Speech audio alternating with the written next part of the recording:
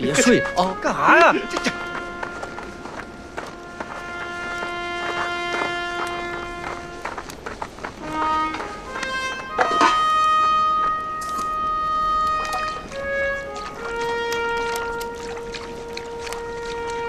哎呦！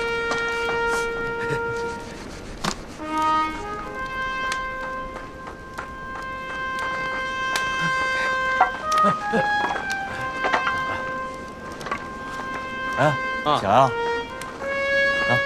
好，走，行。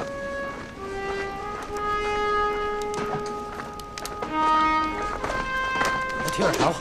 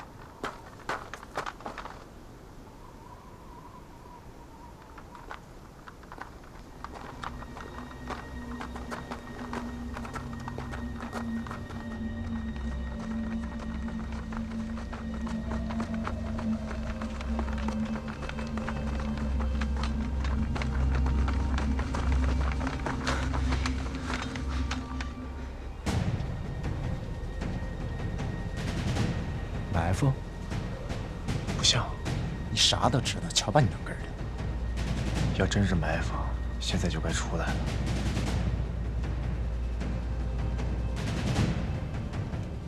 汉星 M26的时速是40公里，他要跑你追不上，他要追你，你跑不掉。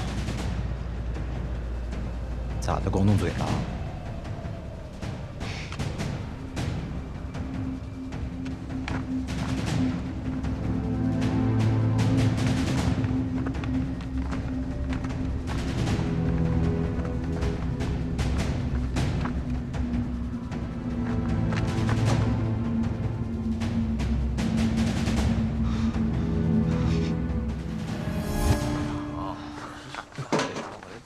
这宝贝玩意儿要是能动起来，就是头老虎；要是没了油，就是块30吨重的铁疙瘩，还不如一块砖头好使。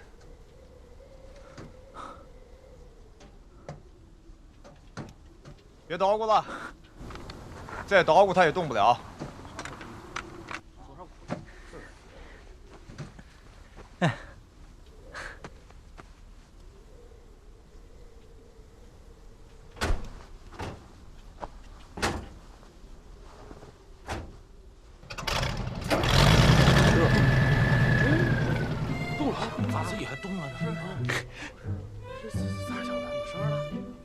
准备发射！哇！第二发炮弹准备发射！哇！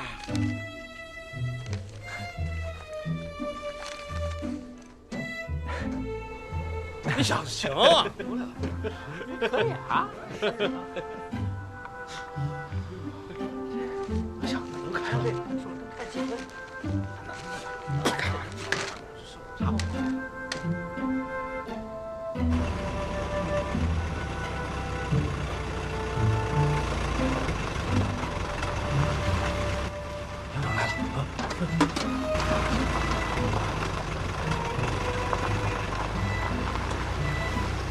王大成这个小子，什么四连缴获，2营的。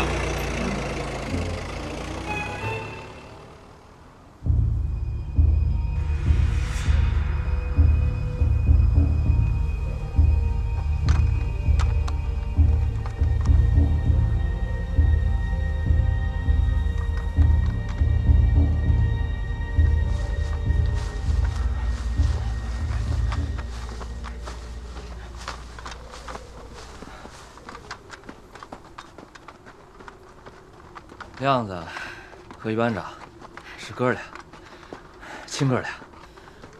一班长姓周，亮子不是姓孙吗？一个爹俩娘生的呀。亮子是他娘的姓。从小我娘就跟我说，这人得求上进。后来吧，我入伍的时候，我娘她死活不同意。我娘她使绊子，说啥都不让我入，还给招兵的送东西，说啥？说我身子骨不行。嘿，什么玩意儿？干啥呢？咋的？亮子入党的事还挡着呢？那不能轻易放过呀，觉悟不够。百善孝为先，背地里骂老娘，可不应该啊！谁骂我娘了？不是排长，我说的是那个是一班长。我听指导员说，你们是亲兄弟，不是一个娘生的，同父异母。我看一班长对亮子还不错。就你，这一天到晚抖机灵，见着铁皮罐子比亲爹还亲，你觉不够啊？我那罐子是给我自己弄的呀，哪回罐子不是全连一块吃啊？咱是党员，对不对？有啥好事大家一块儿来，这才叫觉悟。就亮子那小心眼儿的，他那觉悟能跟我比吗？那你娘可真不容易，后娘不好当啊。我娘和其他的后娘她可不一样。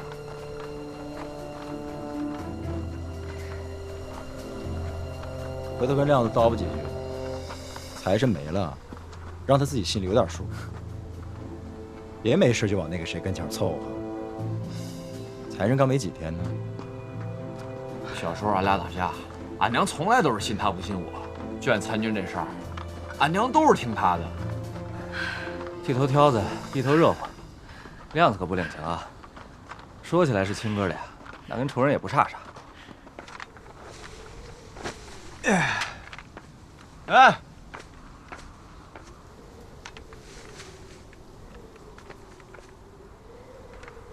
背的什么玩意儿？这是飞雷，我们叫的土飞机。下回见你让你试试。这东西不适合我。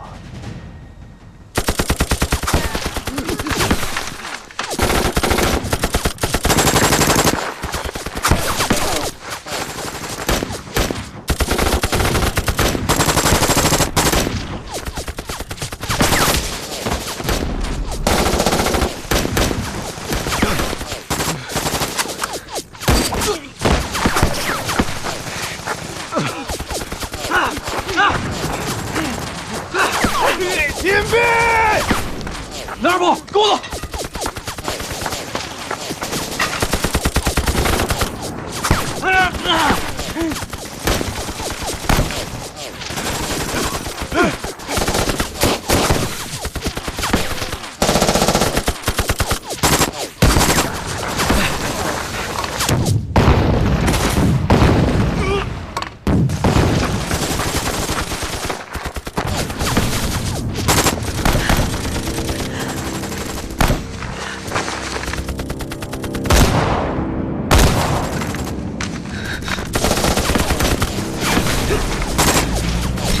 装甲车2辆，5百米打，开机炮！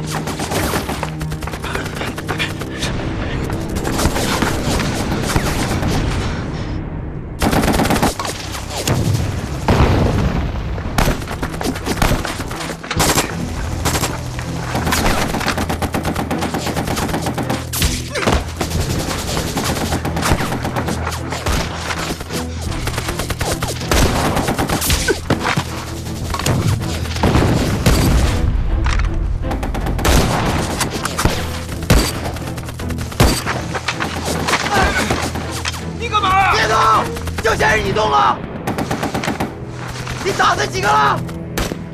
看着点儿。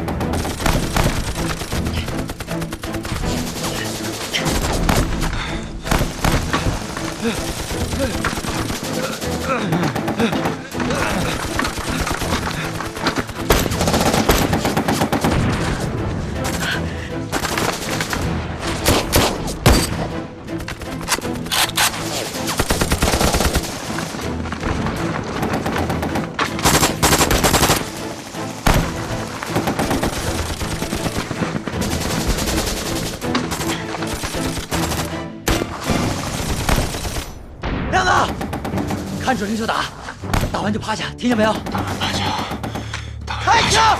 开枪！我说打！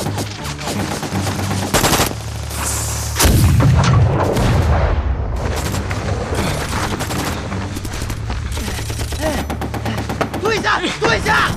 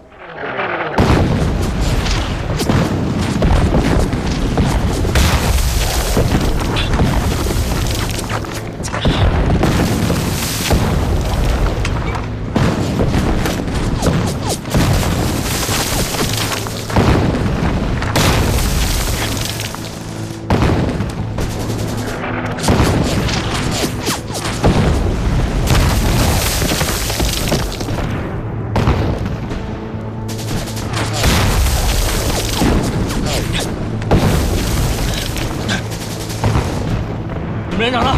没了。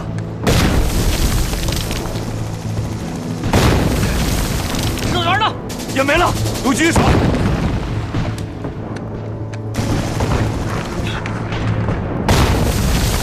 从现在开始，全连由我指挥。你谁呀你？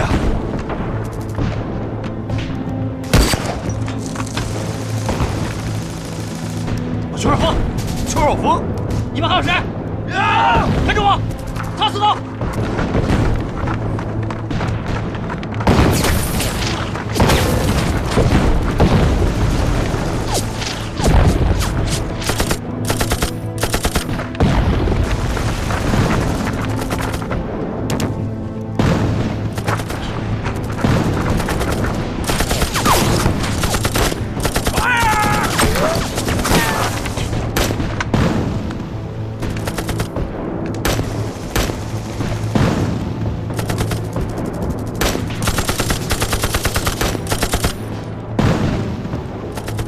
告诉你们排长，高地上方那块大石头上，把掷弹筒集中起来，给我瞄准了轰！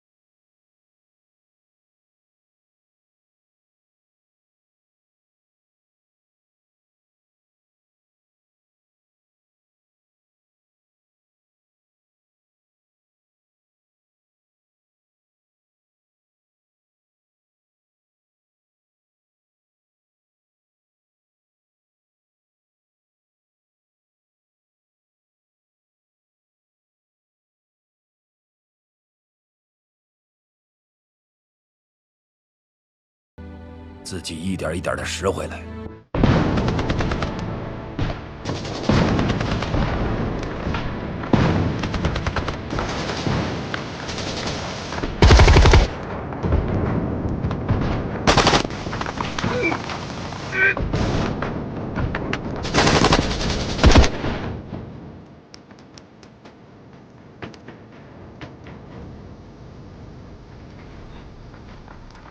走，走。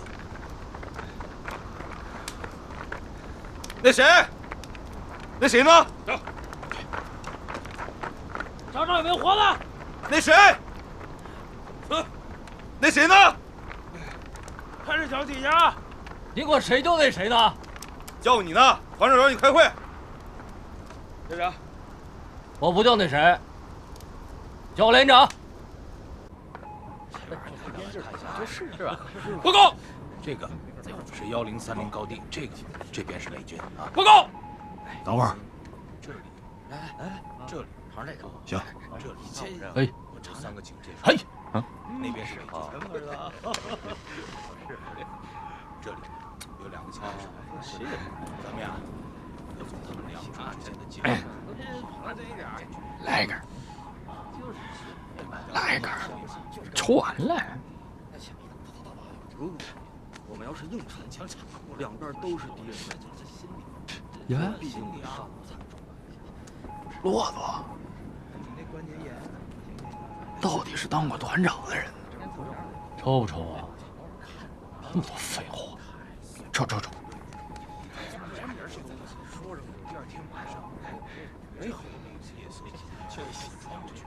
听政委说，咱俩差点一块儿打班呢。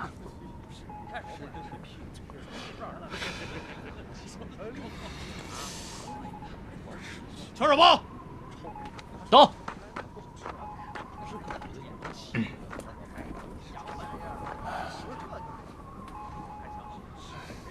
邓金刚，忙不死，人都没了。那从现在开始，怎么着？由你代理6连连长。已经接手了。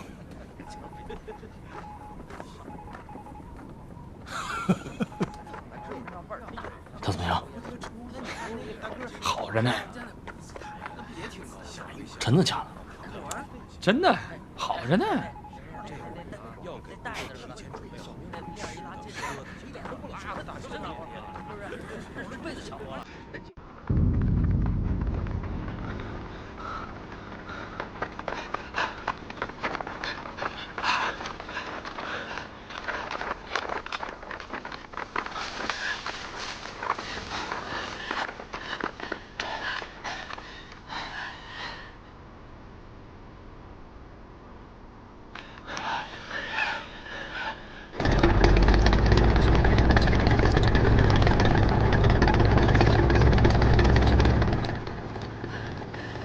团里的命令是要求我们封锁公路，并不包括已经抵达渡口的敌军。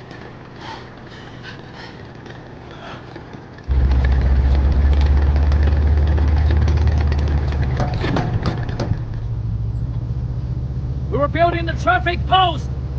Move the track. It's blocking the way. Leave the road clear. 100 feet long. 如果不打到渡口的敌人，一旦公路被炸断的话，这儿的敌人就会回援，突击部队就会受到两面夹击。Come on, Steve. Keep moving. Don't touch those barricades.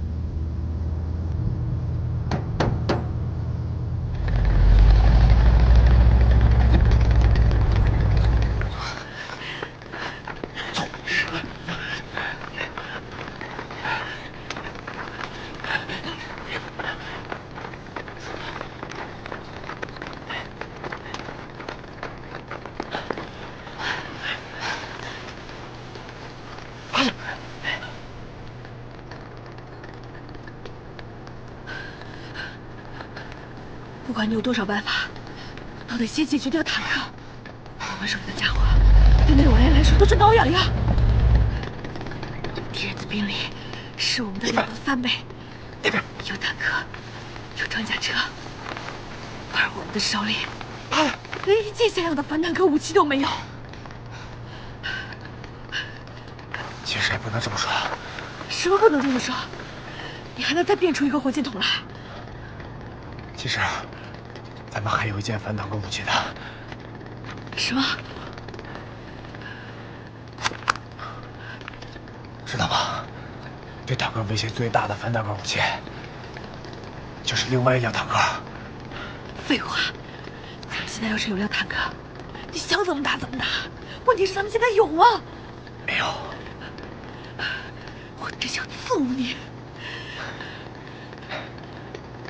哎，你别忘了，咱们这儿可还有个会开坦克的人。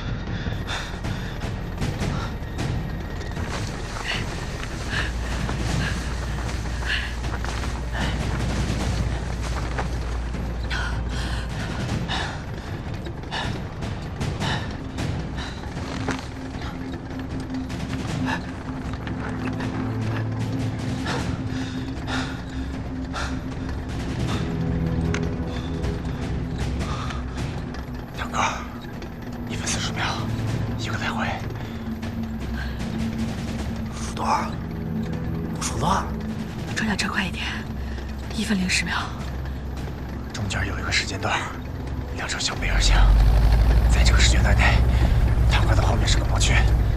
排长，啥叫盲区啊？就是车里面的人看不到车外的人。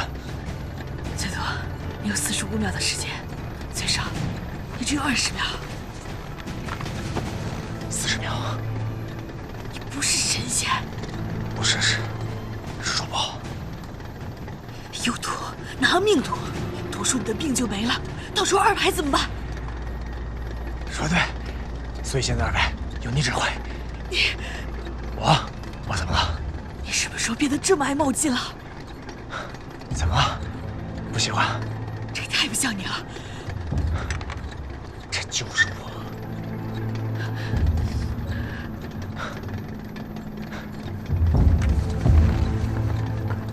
Keep slurred. Look around. 我跟你说，我只要一过去，立刻干掉这个当官的。赵哥，赵哥，他这是去送死！送死！妹妹儿，他命是我的。你们都疯了吗？哎！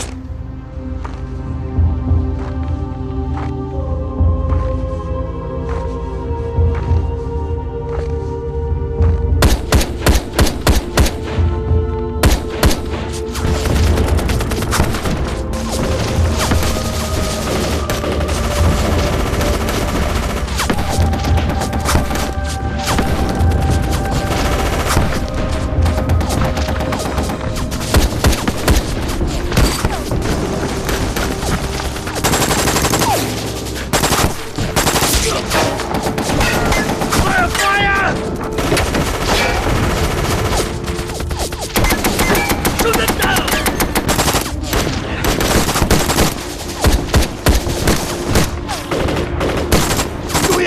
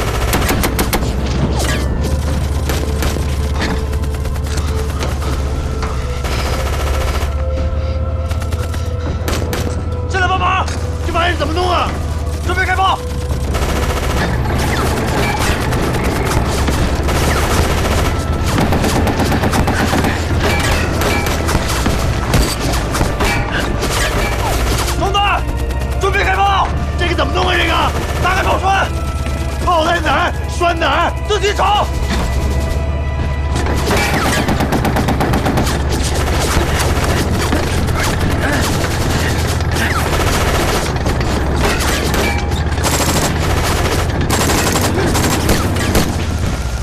装弹！装弹！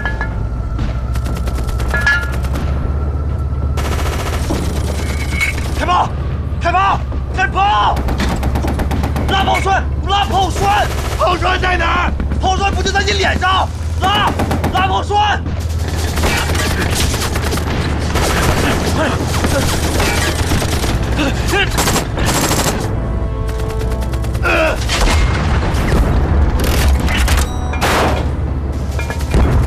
你打偏了！会了，我会了，把弹顶好！会了。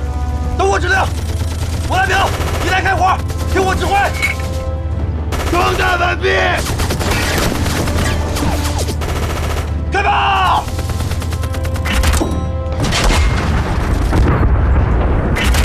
打压，没住！小段，装弹完毕，开火！没住！你把炮口给我往上调一下。在哪儿？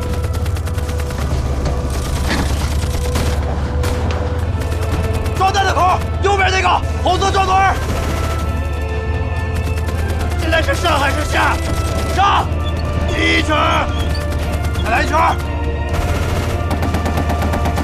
第二圈，开火！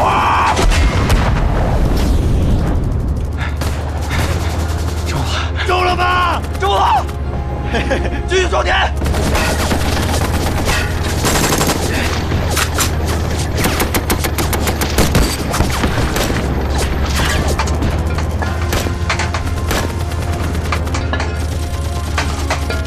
没弹了。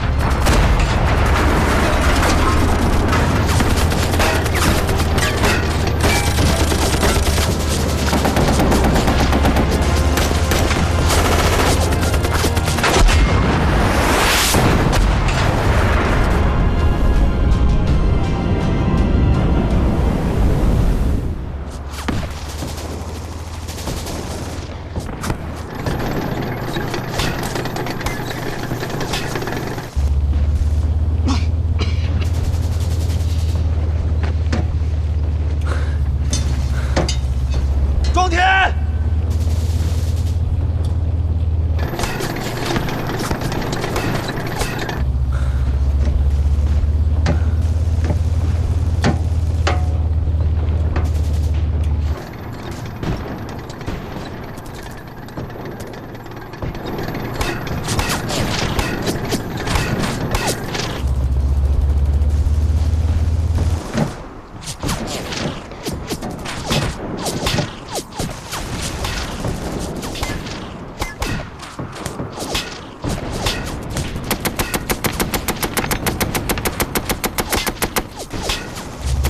陈前锋，你找死啊！赶紧回来！是不是找死啊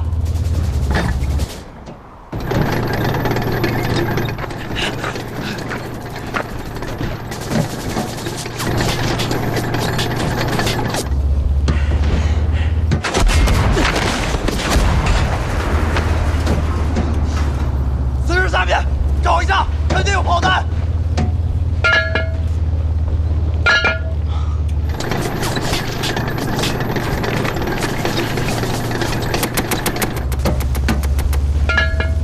找到了，找到的那是钱啊！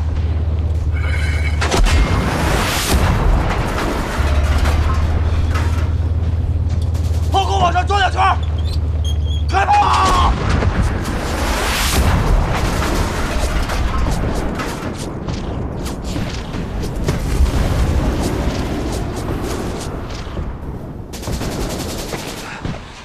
中了！好，再来一发。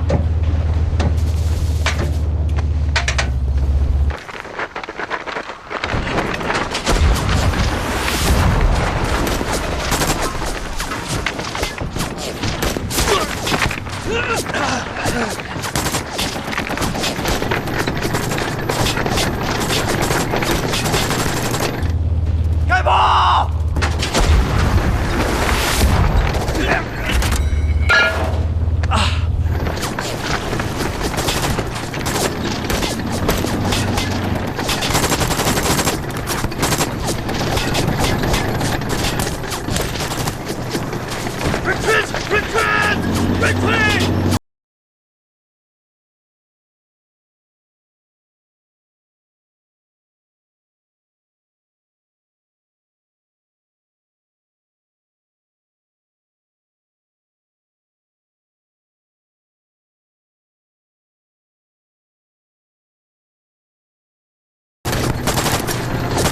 大爷的，我不怕你！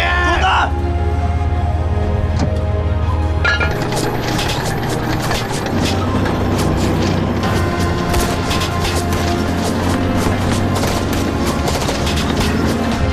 装弹！开火！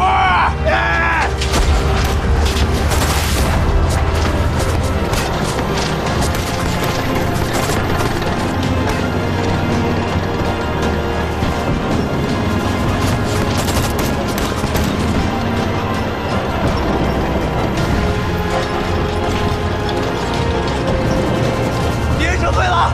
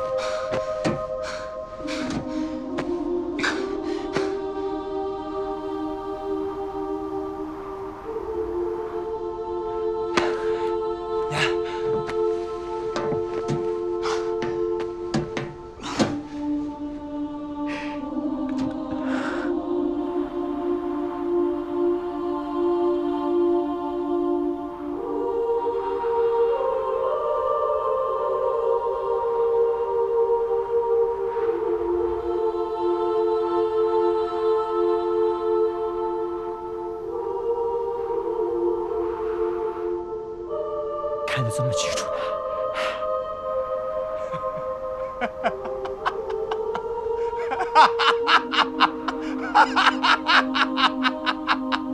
赵贺，这东西怎么弄啊？你这吧。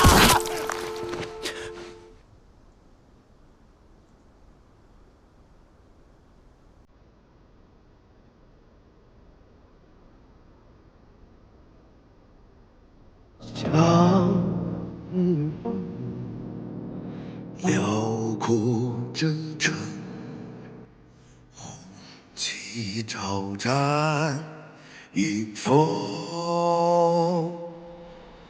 青春似火，热血歌声，纵横沙场的旋律，那是凯旋的冲锋。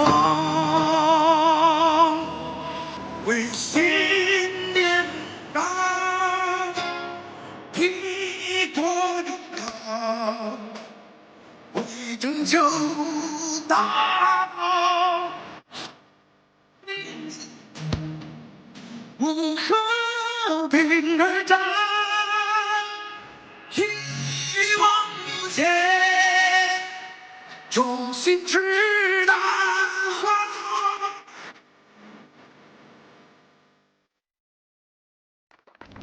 生理盐水400毫升，静脉滴注。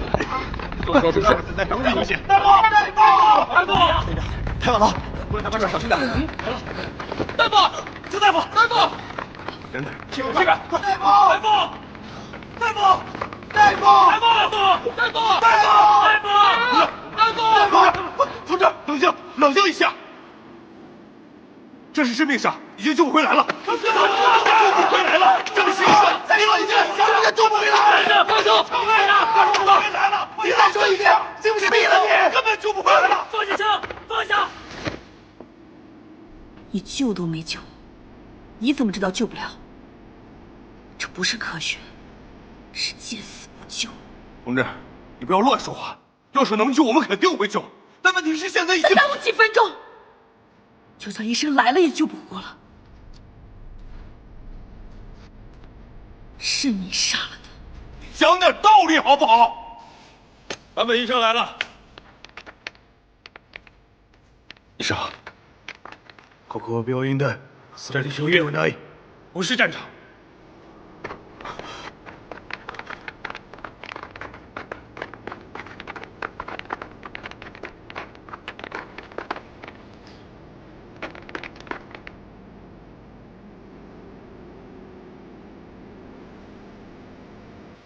彼の血液型は？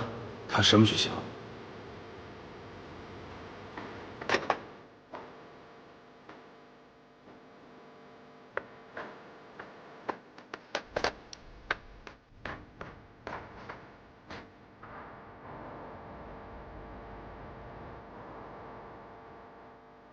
伤口了，在医院马上就好了。行。这样。上课。好。这怎么适合日本大夫？坂田医生是反战同盟里最好的外科专家。他还有多长时間？まだどの時間がかかりますか？今のこの状況ならばおそらくもって1週間。如果在这里的话，他能坚持1个星期，那就是个奇迹。それも奇跡だ。彼は脳内出血を起こしている。他现在颅内有出血，脑组织和神经组织受损，但是受损的程度不同。この血液と私の腕はここが限界だ。在这里没有设备，我也没有这方面的经验。できれば他の病院に移して如果可以的话，最好让他转院。那到底能救还是不能救啊？你是医生，不能推卸责任。今の彼に必要なのは，现在他最需要的是良い設備と良い環境更好的设备、更好的医疗条件、更好的护理，以及有一下的更好的医生。哎，不是，医生，你不就是好的医疗？不是，别说，快点儿！至尊后天能生只能5分钟，1秒都不够。现在车辆损失严重，后勤压力太大了。快！小心，慢点，先生。上！完蛋，王来人，你瞅瞅人家保父多会做人啊！你再瞅瞅你，烂泥扶不上墙吗？这不是？上车，快点！也该轮到我，是吧？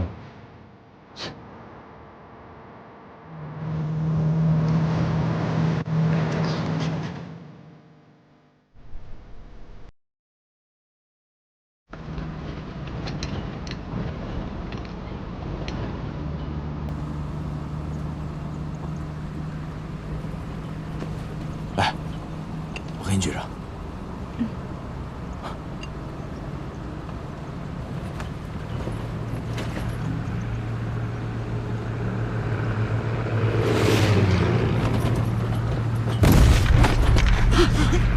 熄灯。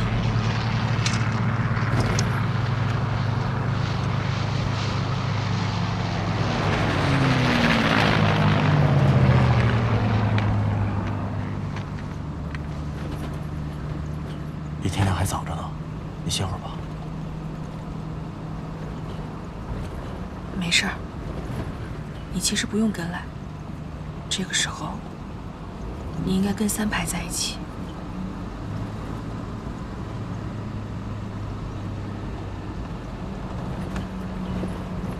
他把我当战友。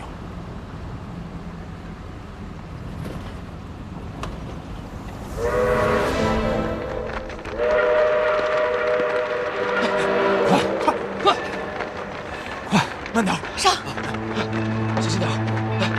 是啊，来，接着慢点。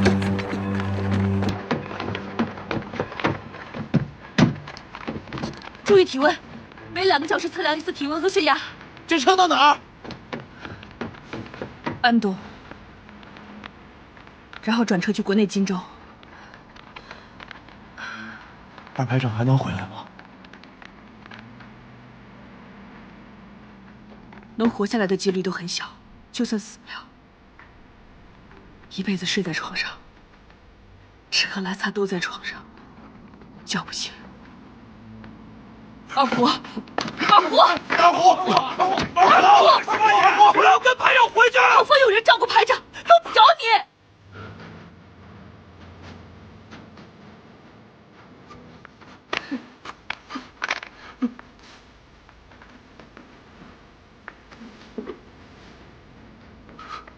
武班长，二排长真的要成摊子了。摊子也算是幸运。医生说了，最大的可能是命保住了。植物人。植物人？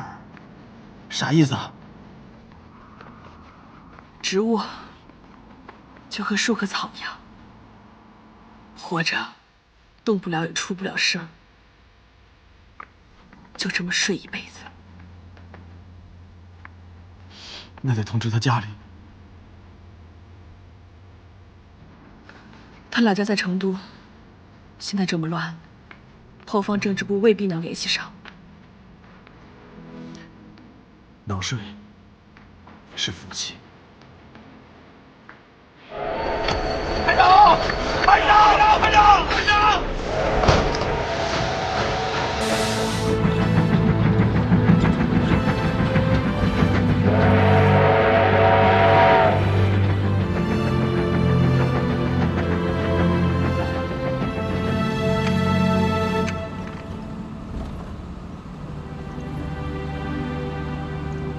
想什么呢？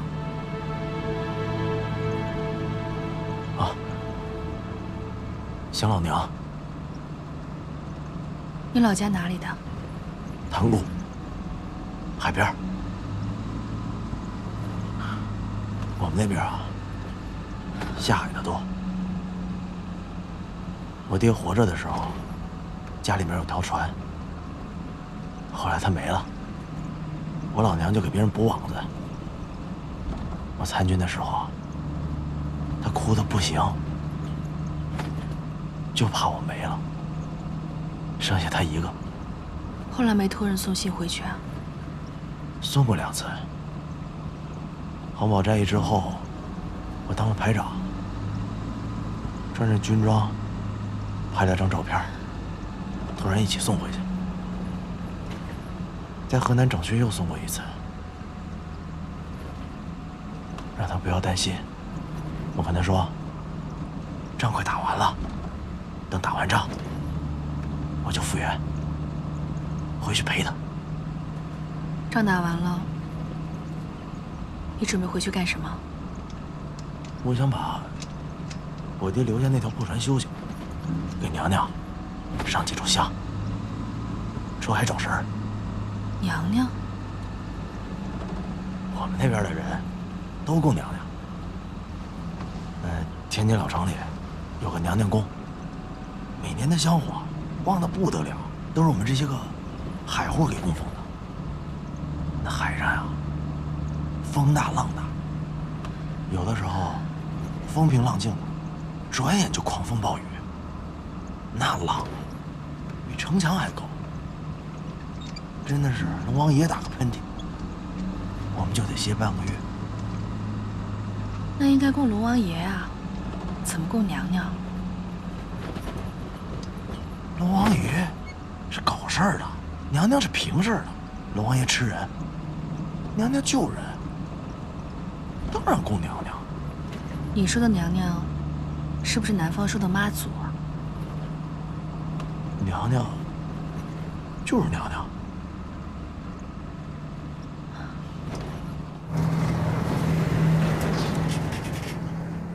天快亮了，也不知道前面怎么样了。北岸扫清了，估计应该快渡江了。赵和重伤，你又不在，3个排长缺编2个，才这么2天时间，连长和指导员应该会等你回去。天放是老兵，老革命，指挥部队没问题。他不如你。谁说的？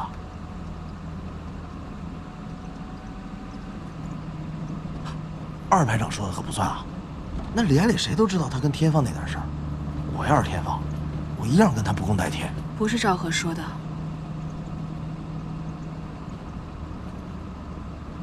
等过了江，估计团政治部就要找你谈话了。提前恭喜了。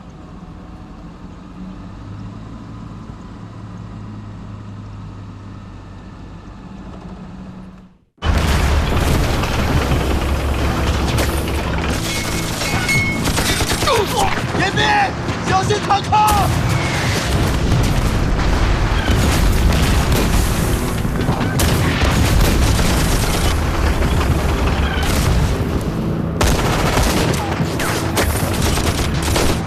把两颗上来！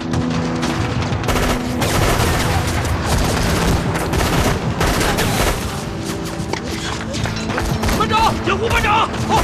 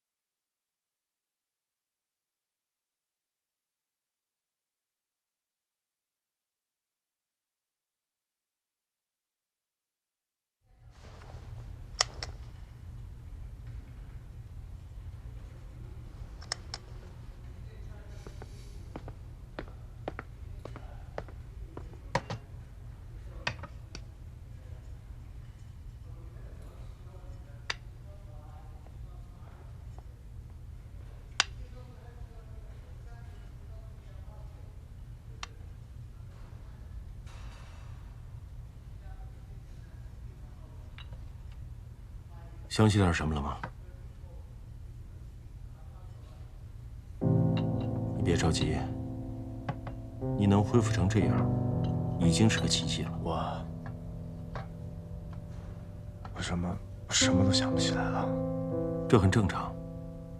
脑组织和神经系统的再生是科学问题，但是认知能力和语言能力的恢复，却属于概率问题。赵和同志，早上8点到晚上8点呢，你可以自由活动，但是大夫来查房，你得在。有什么问题呢，你去跟护士去说。医院呢会给咱们留守站打电话。如果把你的脑袋比喻成一个图书馆，所有信息以一本一本书的形式存放在不同的区域，而认知能力就是索引和目录，所有的东西都在。但是你必须重建索引和目录。要多久啊？这是你3个月的津贴，一共18万，你点点。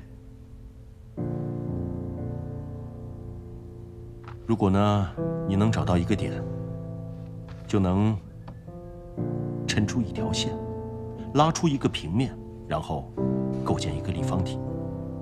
多久？只要你能记得1+1等于2，那么你学开微分方程只需要1秒钟，只要你学过。这是你的军装，要是憋坏了呢，你就出去转转。反正离这个市区也近，想吃什么买什么东西的也方便。人民剧院啊，周末会有演出，到时候拿着咱们的军官证就能直接入场。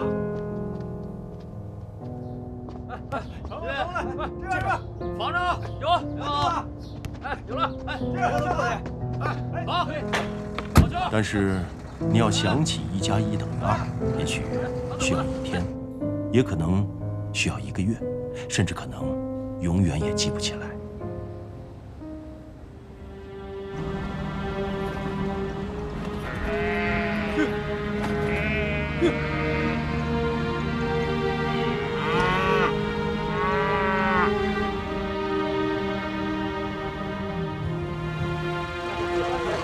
走，来，看一看啊，看一看。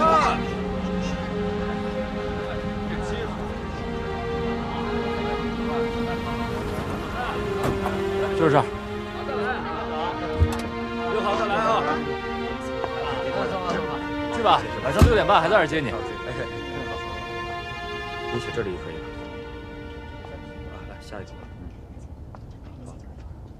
在那边。没有说问题。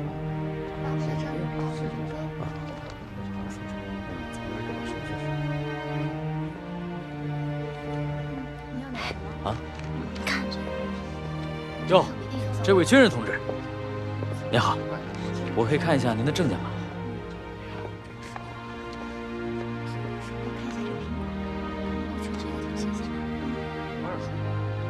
来，班长同志，请随我来。来，这个来点吧。来，这边，来让一下啊，来，给您包好。哎，劳驾，谢谢啊。我来吧，哎，各位顾客同志，请大家发扬一下你们的风格，让一下咱们这位志愿军同志先买，好不好？我不买。哎，这边请。来，1张20，颜色亮一点。哎，好。按照咱们的规定啊，前线归来的志愿军战士，凭证的话都有1张20的花布。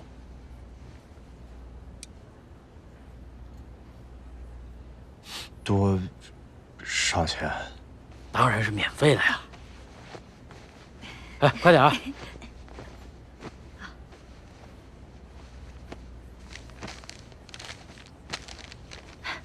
给。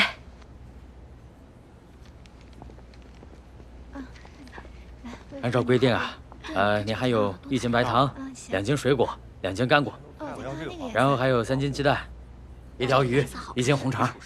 另外啊，您还有1双瑞福祥的厚底布鞋。谢谢。这些啊都是免费给您的。这买的有点少吧？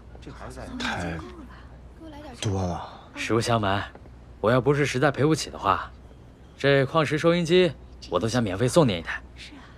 要是您想买的话，对，我就收您一个成本价。谢谢啊。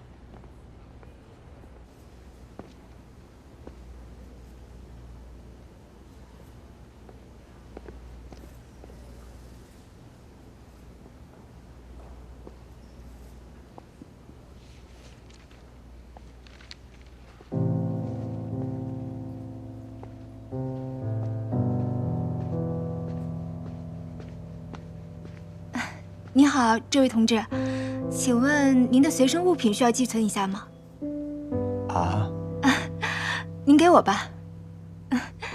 好。您放心，东西放在我们这儿啊，一件都不会少的。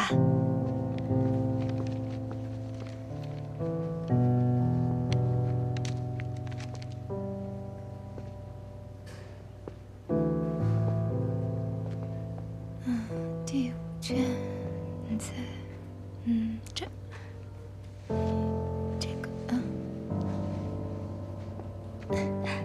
你好，同志，请问您想看点什么书吗？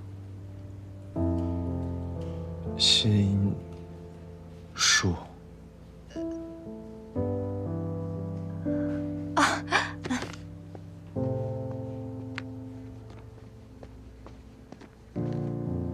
毛泽东选集，1944年。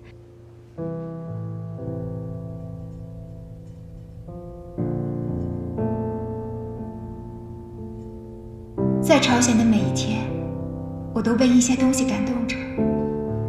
我的思想感情的潮水，在放纵奔流着。我想把一切东西都告诉给我祖国的朋友们，但我最急于告诉你们的，是我思想感情的一段重要经历。这就是我越来越深刻地感觉到，谁是我们最可爱的人。朋友们，用不着多举例，你们已经可以了解我们的战士是怎样一种人。这种人有一种什么品质？他们的灵魂多么的美丽和宽广。他们是历史上、世界上第一流的战士，第一流的人。他们是世界上一切伟大人民的优秀之花，是我们值得骄傲。我们以我们的祖国有这样的英雄而骄傲，我们以生在这个英雄的国度而自豪。亲爱的朋友们，当你坐上早晨第一列电车驰向工厂的时候，当你扛上篱笆走向田野的时候，当你喝完一杯豆浆提着书包走向学校的时候，当你坐在办公桌前开始这一天工作的时候，当你往孩子口里塞苹果的时候，当你和爱人一起散步的时候，朋友，你是否意识到你是在幸福之中呢？你也许很惊讶地说，这是很平常的呀。可是从朝鲜归来的人会知道你正生活在幸福中，请你意识到这是那种幸福吧，因为只有你意识到这一点，你才能更深刻了解我们的战士在朝鲜奋不顾身的原因。朋友，你是这么爱我们的祖国，爱我们伟大领袖毛主席，你一定会深深地爱我们的战士。他们确实是我们最可爱的人。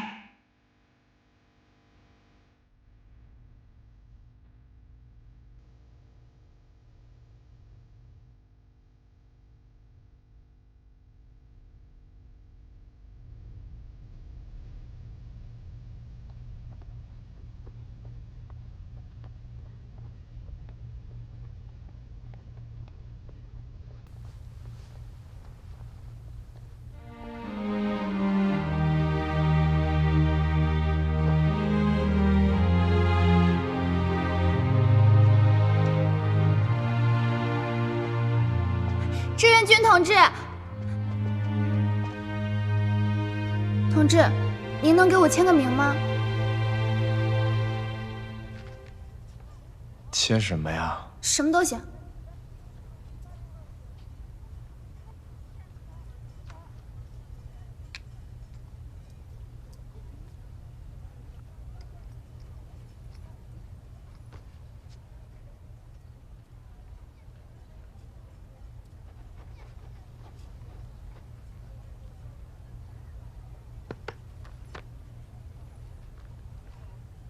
谢谢。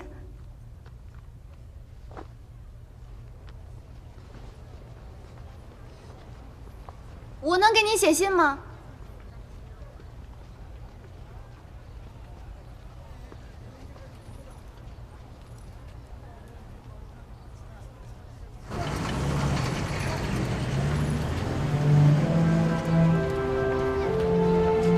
伍修权大使在联合国大会上指出，朝鲜的内战在任何意义上都不可以成为美国武装侵略台湾的理由或借口。所有这一切，美国清朝武装力量直接侵略我国。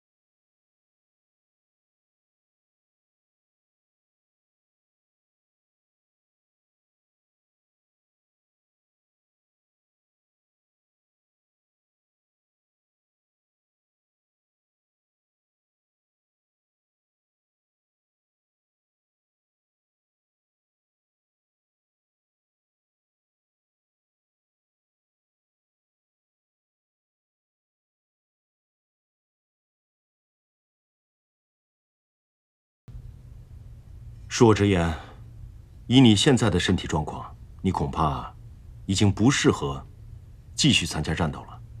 你头部的碎片已经取出来了，但是子弹贯穿形成的空腔却是难以修补的。况且，从理论上讲呢，那些细小的颗粒是很难通过手术根除的。人的大脑不同于循环系统，那些杂质不可能通过新陈代谢自动排出。也就是说，你这一辈子都要带着他们过活了。那我还能活多久？这我不知道。人的大脑是一个复杂的系统。从医学上来说呢，哪怕是切除1/5，你仍然可以活着。况且实际上，你往这个系统里面扔一颗黄豆，也可能把它卡住。到目前为止，我要跟你说的是，你的外伤已经痊愈，但是呢，后遗症、并发症随时可能发生。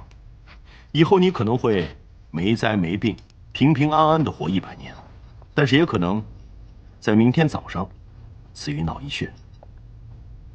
但是最大的可能就是，你脑中的残留物会在某种程度上引起思维障碍。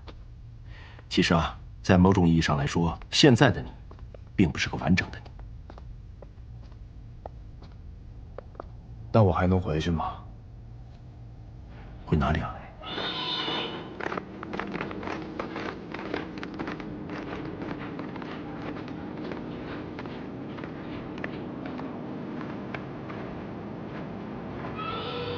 郑姐，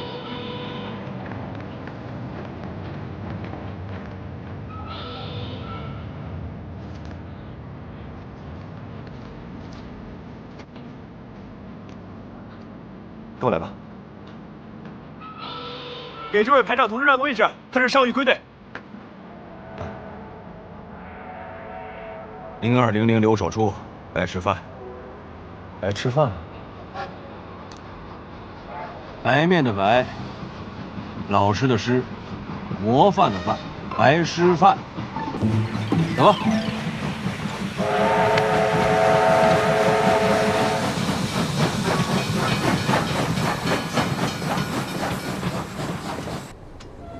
我眼下在军分区警卫营剿匪，川西土匪可不比川北少。我也是排长。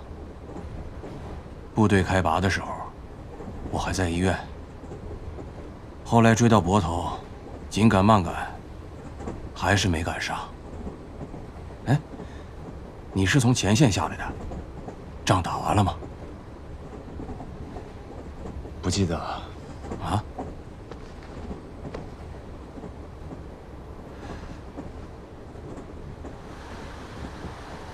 好家伙！你真命大呀！你这是怎么回事啊？嗨，手榴弹炸的。当时首长就在车上，我们军的老政委，行署主任。手榴弹扔下来的时候还冒着烟呢，我抓起来就往外扔，空中就爆了。那大夫说，送到医院的时候，都说救不活了，瞎扯。哎，除了少一零件，哪儿都好着呢。你命也挺硬啊。哎，还是想上前线。部队走了，把你落下了，搁谁心里都不是滋味。心里不安生啊。可不嘛，睡觉都睡不踏实。哎，对了，你刚才说你是哪个部队来着？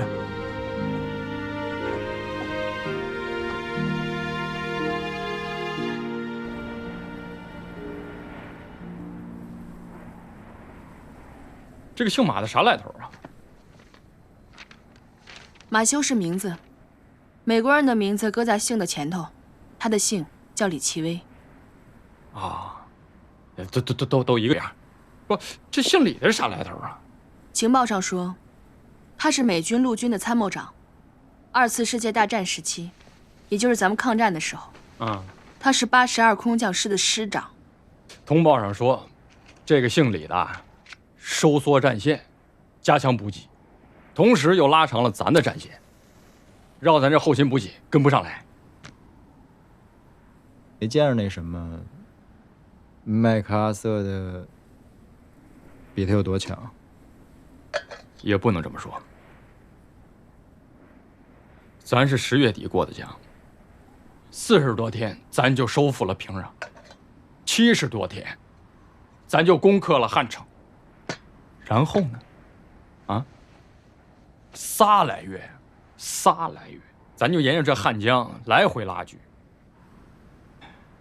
不痛快，不明白。这个姓李的，就是跟这个老麦头不一样。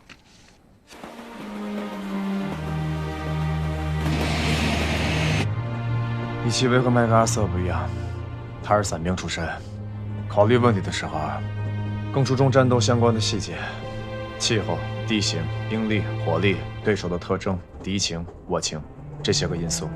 麦克阿瑟将军是从战略层面上来考量，而李奇微是从战术层面上来考量。打个比方说，麦克阿瑟这个总司令，他是以师和团为小单位进行战役部署，而李奇微呢，是以营和连为小单位进行战役部署。都直接指挥到营和连了？不是指挥，而是指在做部署的时候具体的考量。也就是说，对于底下的部队所遇到的具体困难和具体问题，麦克阿瑟顶多考虑到师长和团长一级，而李奇微能考虑到营长和连长一级。那为啥？因为他是伞兵啊。伞兵？这伞兵又咋了？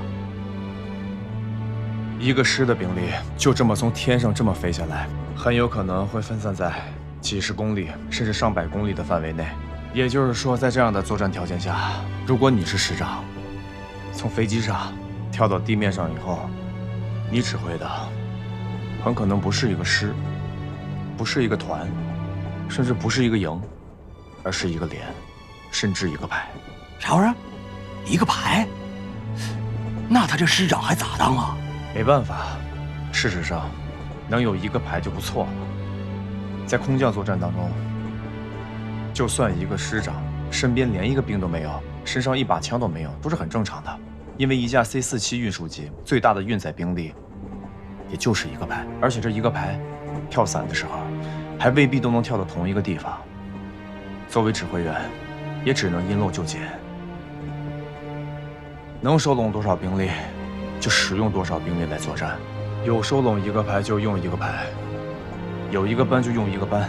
所以说，一个步兵师的师长可能早就忘记了如何当好一个连长，但一个伞兵师的师长，无论在任何时候都必须是一个合格的步兵连长。呀，不是，你咋懂这么多呢？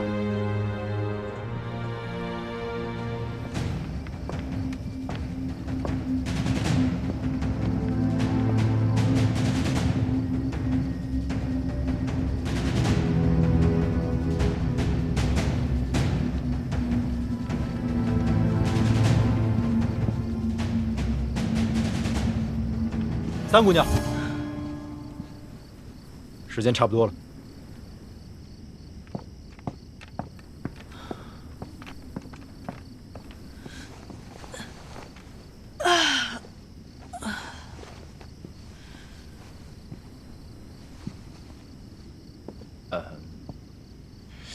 昨天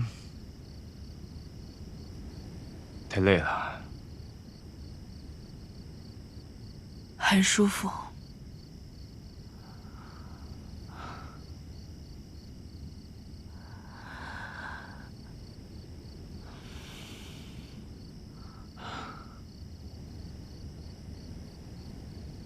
走吧，中队出发。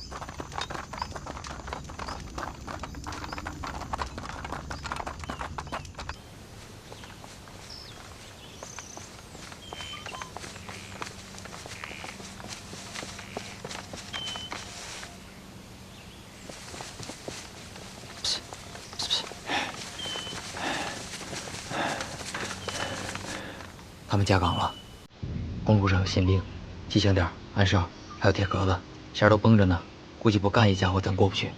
美军还是南军？美军。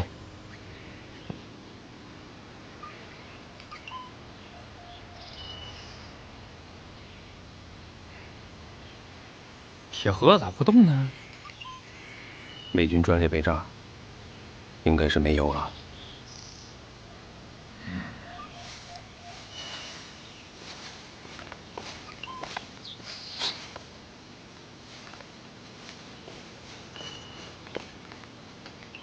公路巡查很紧，火力搭配很密集，白天肯定是过不去了。要想穿越公路，只能等晚上了。美军的速度很快，后续部队正在昼夜跟进。昨天碰见的只是一个特遣队，现在在这个区域活动的，很有可能是整个第24步兵师。明天南军也会跟上来，他们有足够的兵力，把这里像篦子一样搜一个遍，连老鼠都逃不掉。要等到晚上，我们得在这儿整整待1个下午，太危险了。越靠近交通线越危险，越靠近难走的山区越安全。只要穿越这条公路，我们就离江边不到60里地，1个晚上就都能插过去。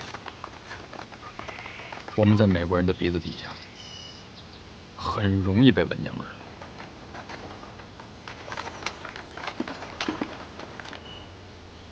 现在，我们需要找一个相对安全的地方当落脚点。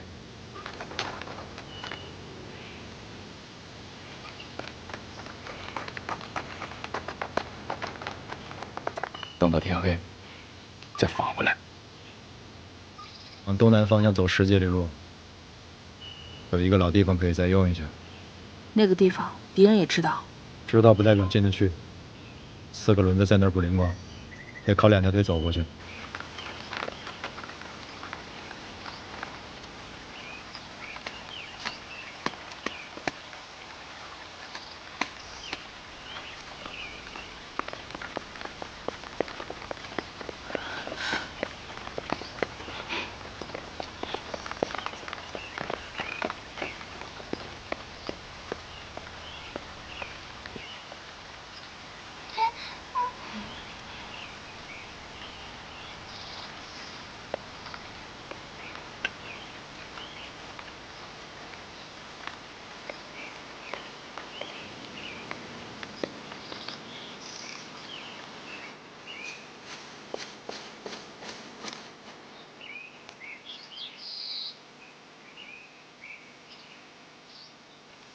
村子里有人，连长，我带些人下去看一下情况。100负责警戒，要200军。3万董朝鲜语，执行命令。去。是。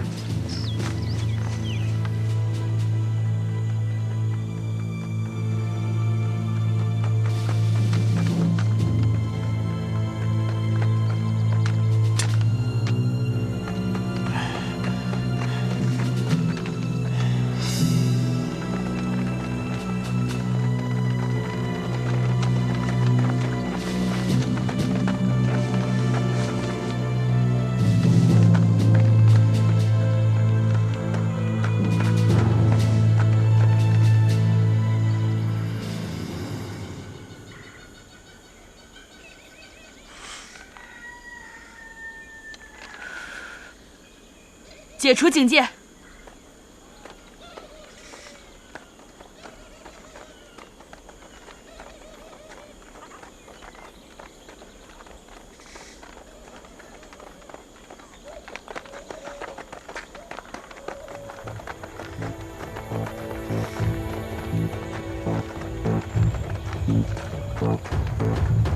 哎，谁？小朋友，小朋友。 걱정 마세요, 어머니. 집에 아무도 없어요. 난민 갔어요. 아들도 갔어요. 他说啥呢？他说他家里没有男人了，他男人走了，去军队了，他儿子也走了，也去军队了。村子里已经没有男人了。 가세요. 괜찮아요. 일어나세요, 어머니. 저희는 아무도 데려가지 않을 거예요. 걱정 마세요.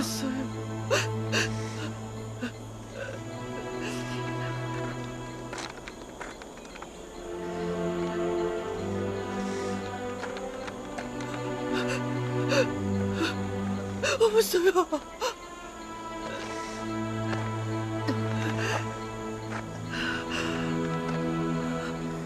원래 상과 김씨는 들릴 수 있어요. 그러나 거기는 없어요. 자녀한 사람이 없어요.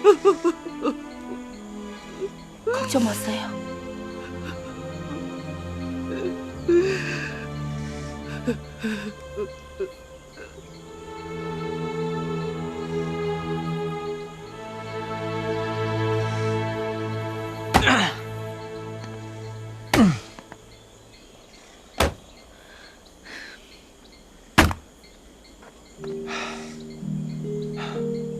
哎，这样太危险了，他们见过我们。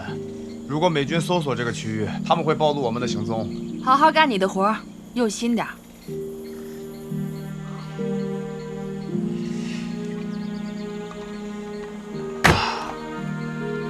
真笨！你用力的时候，胳膊要放松。劈柴劈柴是劈成块儿，不是砸成沫子。差不多得了，我是战车兵，又没学过砍柴。说的挺简单的。来，你来。你呀，就是思想改造不彻底。放着，我来。来，给我挑块大的。挑块大的是吧？我给你挑块大的。起开！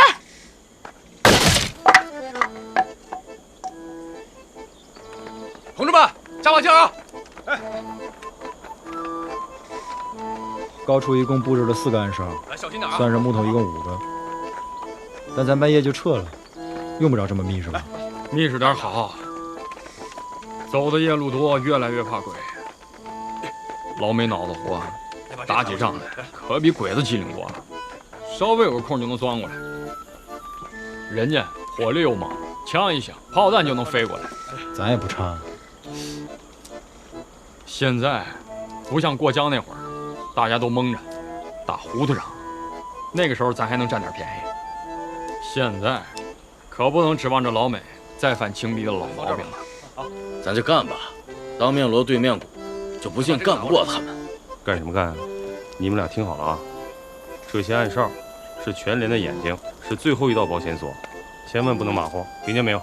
咱一排都是老兵，你放心。还剩多少铁丝网？命令，把村子周围给我围一圈，多设点半雷。去吧。是。抗大还教这个？陕北高原上面没有煤，也没有汽油，家家烧火做饭都得靠柴火。这些活计只要不行军作战，人人都得会做，不光我会，八爹也会。原先听说你们官兵一致，我还以为只是穿衣服一样的。不稀奇，八爹不光会劈柴，种地也是一把好手。伺候庄稼、种瓜、种菜，拿起来就干，干得比谁都好。边区有一年搞种菜比赛，他还拿过第2名呢。第2名，第1名谁啊？周总司令。谁？同志们，加把劲啊！哎。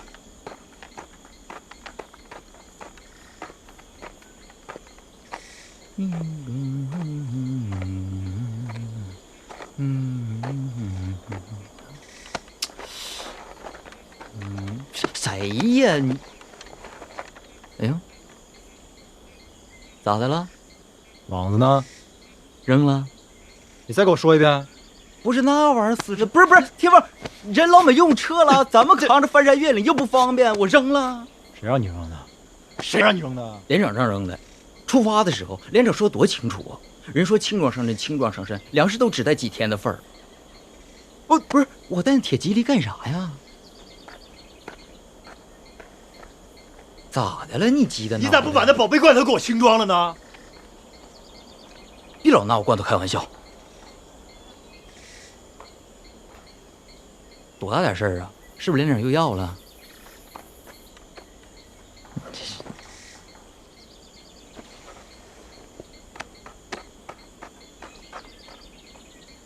这事儿你先别慌啊。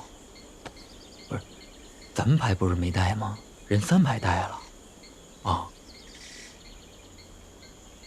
滚！还。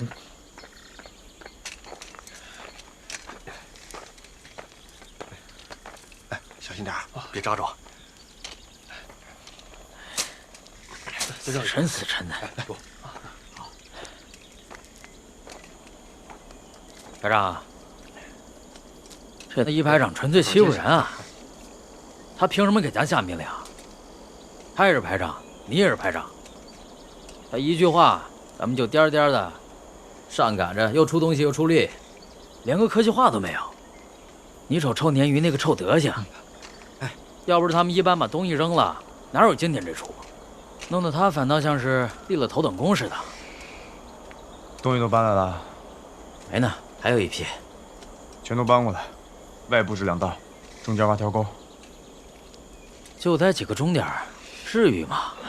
咱们费了那么大劲把他们拉过来，让一班自己去扛。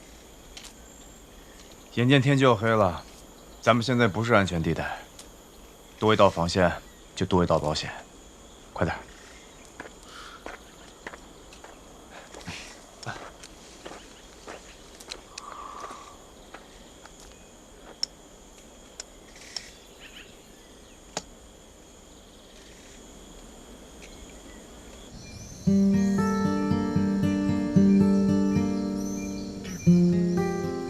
那次呀，我都以为我挺不过去了，当时伤得不重，就是怕发炎。后来啊，我们排长看了看我，让瞎子给我找药，找一种叫磺胺的，就是一种消炎药。你们排长原先是我们队长。不是，哎呀，我记岔的了。我们那排长不是现在的排长，我们那排长啊，这当时受伤了，所以3文姐才当了我们的排长。是3排长？对，就是现在的3排长。哎，别说啊，你俩还挺像的。他是那边的人，你俩都会说洋文，都那么洋气。当汉奸的人才会说洋文。我不准你那么说我们排长，我们排长才不是汉奸呢。我们排长是战斗英雄，他干倒过3辆坦克呢，怎么就成汉奸了？又没人逼你说。我不是这。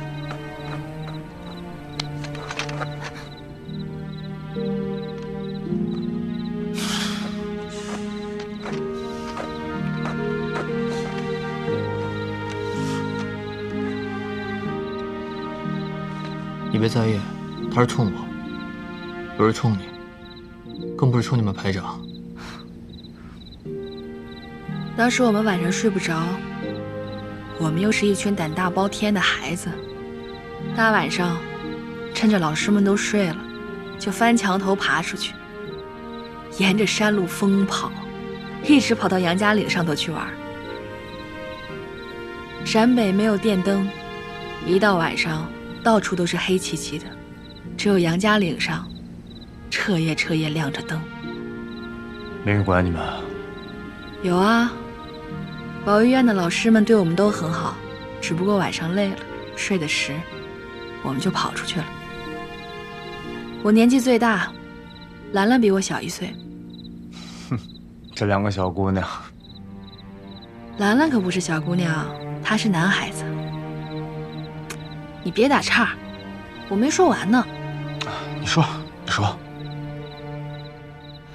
我们夜里跑出去，跑到杨家岭上去疯跑、捉迷藏，烤白天藏起来的苞米，那可是杨家岭。警卫团的暗哨其实早就发现我们了，但不是敌情，就没有管。后来是中央管理处的人接到电话，才把我们抓回去。挨训了？才没有。后来我们去了书记处的会议室吃烤红薯，直到保育院的凌院长亲自过来接我们。其实，我们排长真跟你挺像的，他会吹口琴，你会吹喇叭。那不是喇叭，那是小号。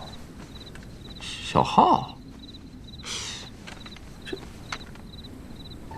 这是小号啊！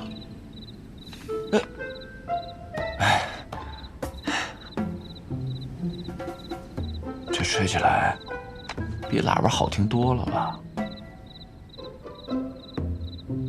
你看啊，这个是号嘴，这个是号管，这个是调音器，这个小号呢，它有很多种音调。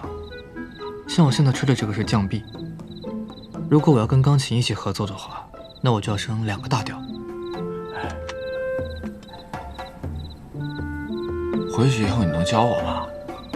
可以啊，但是小号吧，它学起来没那么容易。你首先得练气，然后呢，我教你认谱子。回头呀，我再教你几句英语单词。啊，行。我们还能回去吗？回得去，当然回得去了。我以后得让我们排长叫我杨文，你得叫我小浩。哦。你说你爷爷中了秀才，然后呢？不是秀才啊，是光绪30年，甲辰科进士。过了1年以后啊，朝廷废了科举，他们那一科是最后一科。真正是受任官的，只有那么少数几个人，都是西学学得好的。我爷爷在北京待了2年，对时局彻底失了望，就回了四川。当时有些人在成都发起了游学预备学堂事务，他也报了名，但是他并不是为了出国游学，只是为了看看西学到底是什么样的精深学问。后来呢？乱世求学，哪有那么容易啊？咽不下这口气罢了。我爷爷在学堂学了几年，西学没弄明白，倒是因为他的国学底子厚，被学堂看中，当起了教书先生。直到保路运动爆发，他跟他的同学、同事都上了街，参加了保路同志会。被赵尔丰的兵用枪把把锁骨都打断了，到现在肩膀上还有个坑呢。那算起来，也是老革命了。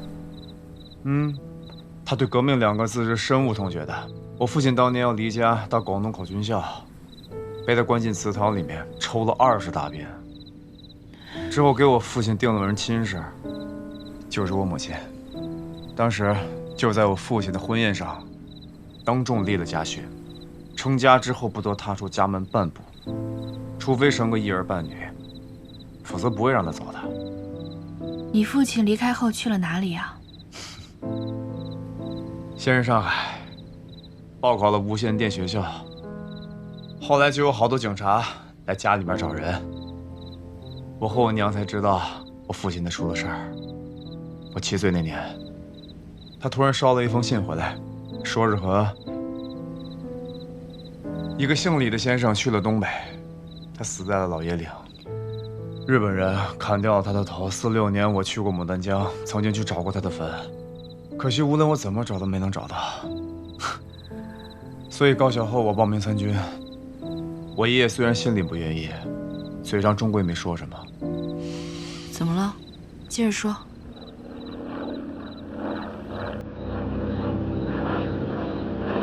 这是什么呀？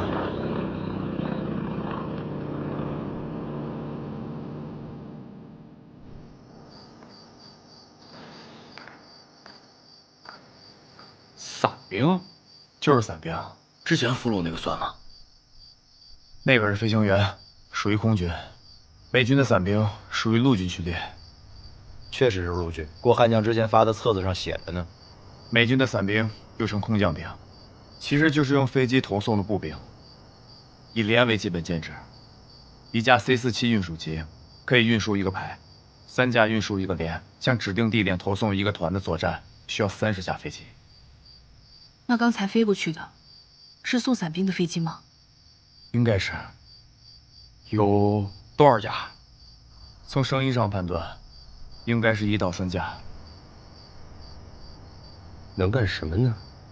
一个排不是，最多一个连，还坐飞机来，想干啥？战略层面的空降作战，投送兵力至少是一个团，但投送的地点应该是我军的后方，交通要道，投送应该是一个排或者是一个连，而且是交战的区域，还只有一个可能：特种作战。特种作战就是以小队的方式对目标进行干扰和攻击，属于战术层面的空降作战，有点像游击战。这老美是想学咱们。我想明白了，估计是咱们今天早上伏击了运输补给的军力，敌人觉得这个区域不安全，猜测有咱们的小部队在这边山区活动，就把这个伞兵派来了。小宝，集合一排，搜山。是，全体集合。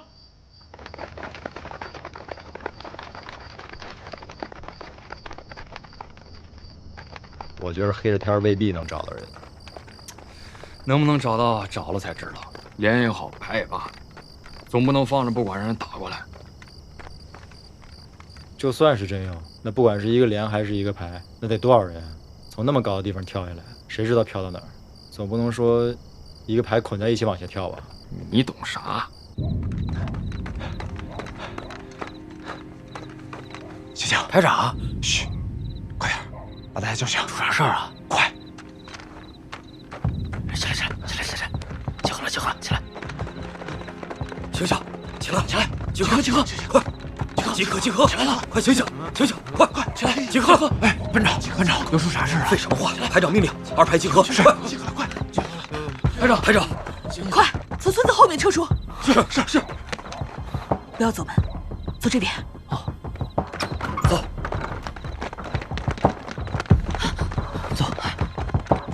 快！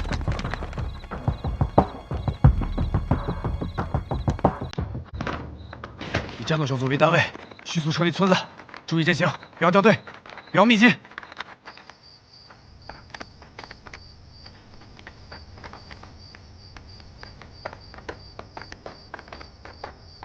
连长，人齐了。警戒哨报告情况了吗？派人去问了，还没回来。还没回来？我去看看。散开！快走！速度快，走！快！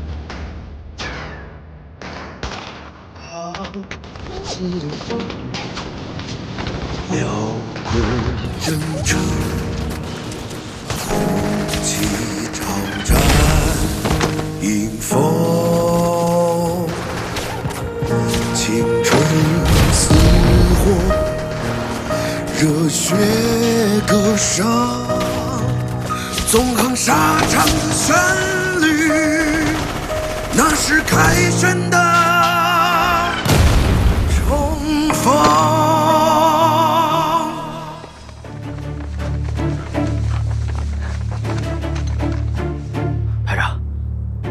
搜一下，你熟悉地形吗？手榴弹，满山搬来。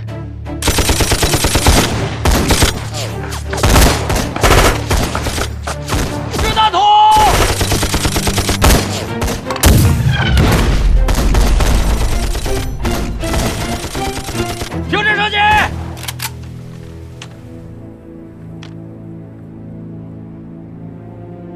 200米打警戒，清点伤亡人数。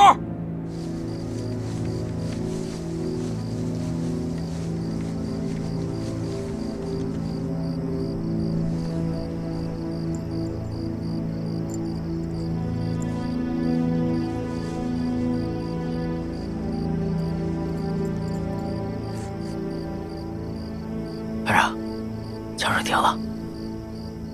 8班向2翼放出警戒哨，7班、9班准备射击。机枪和掷弹头设置在那里。是。大成，什么情况？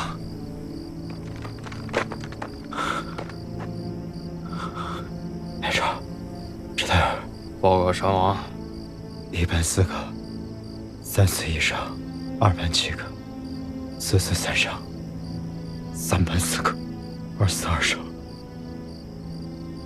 大坤子，大坤子咋了？没了。赵和刚才就建议立刻撤出村子，转移。转移个屁！大成，听我的，咱们从这儿撤出去。5分钟不到，连个人毛都没看着，就伤亡了16个人。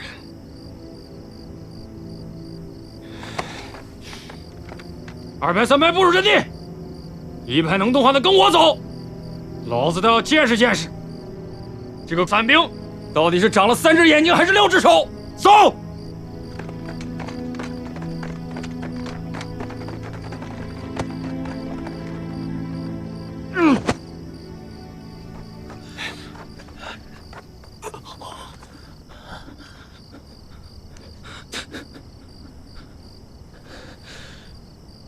到底伤亡没有？中了没有？命还真大。啥意思？擦破9块皮，连轻伤都算不上。这不是你的血。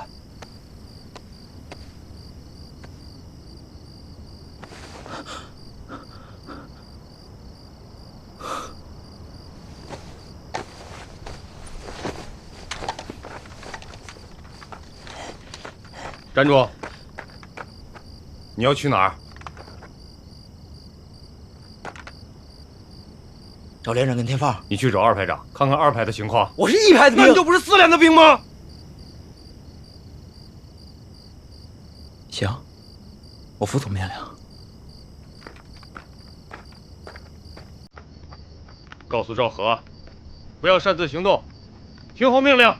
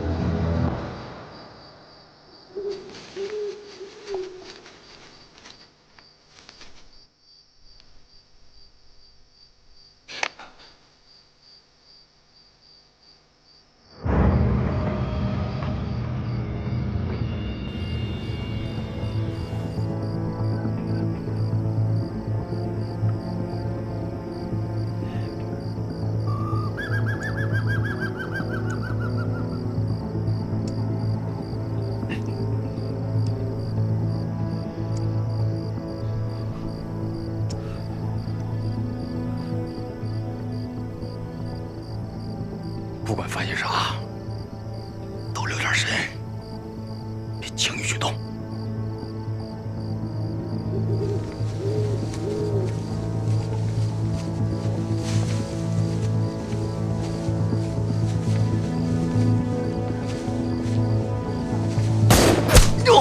回去给我！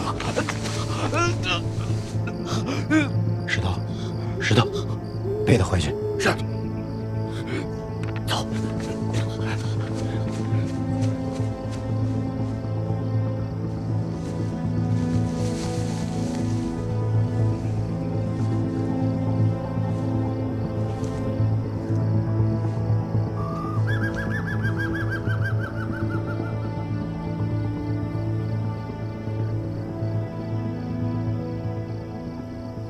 这伙子老美有点邪乎，大家一定要倍加小心。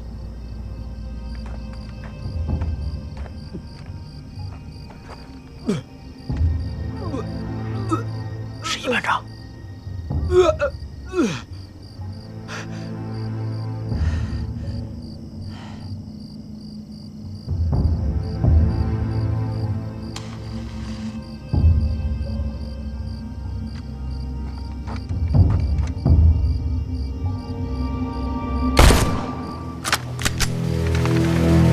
我不开枪，谁都不许开枪。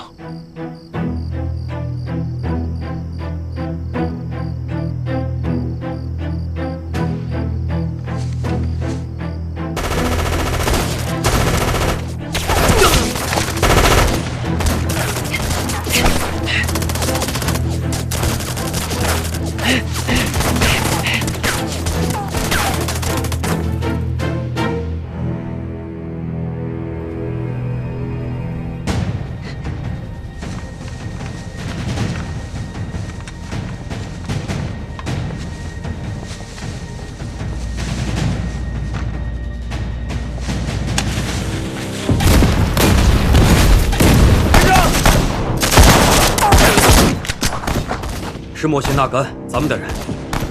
3排交上火了。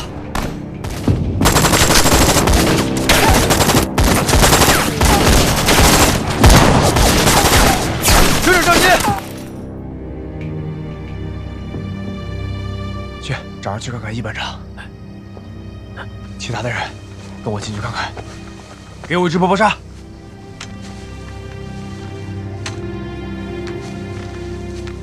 走。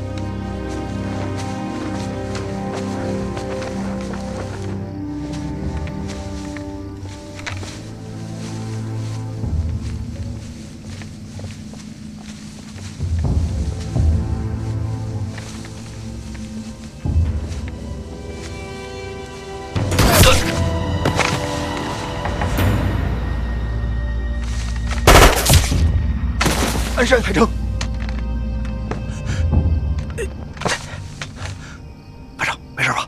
没事。你呢？我也没事。娘的，这帮鬼子邪了门了。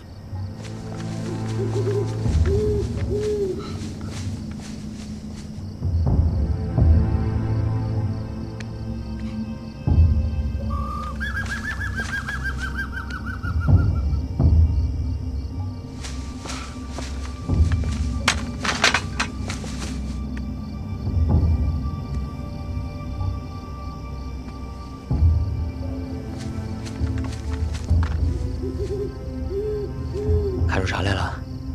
怎么样？没中枪吧？中了，吓死我了！可惜了，应该还能是。军衔最高的是个中士，看人好像不太多呀。也可能是还没完成全建制集结。齐班长，按照原先的命令，封锁树林边缘。任何对不上口令的，都可以开枪射击。是。其他的人，跟我进去看看，注意四周，跟紧我。凡是我脚没有踩过的地方，尽量不要去碰。参谋长，我和指导员汇报一下情况。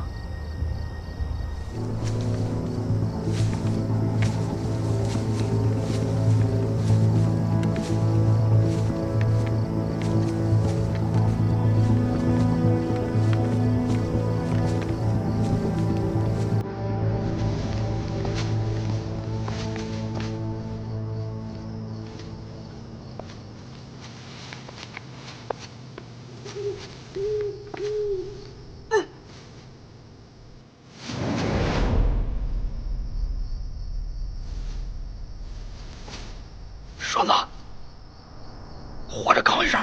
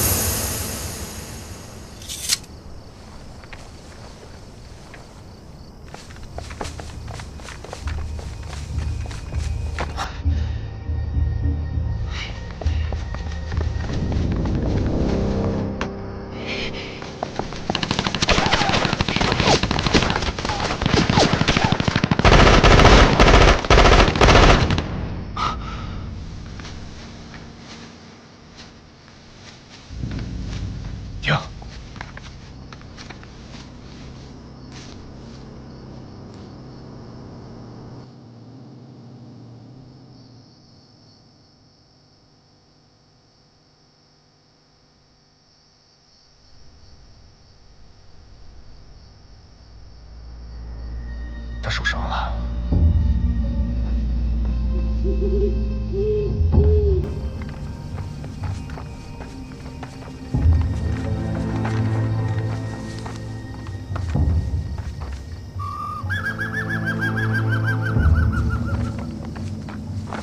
隐蔽！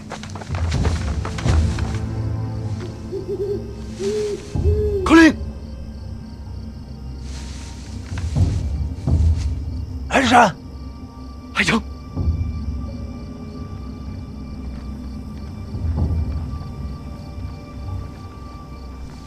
三排在树林边缘布置了阵地，他们从侧翼进攻，被打了回来，打了4个，伤了1个。他们往哪边撤了？他们有迫击炮，按照正常来说，不应该背着弹药箱到处乱跑，埋藏弹药的地方不应该超过300米。卫生员，处理伤口。好，坚持住。来个人帮忙。姚热莲，哟，清理伤口。好，陆离心，过来。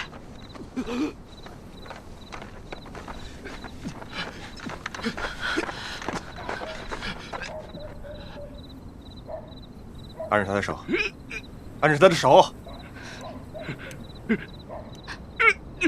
人渣，没大事，你这个就是稍微大一点的口子，只要扛过了发烧和感染这一关，不出1个月，我保证你活蹦乱跳的。卫生员，有，快过来！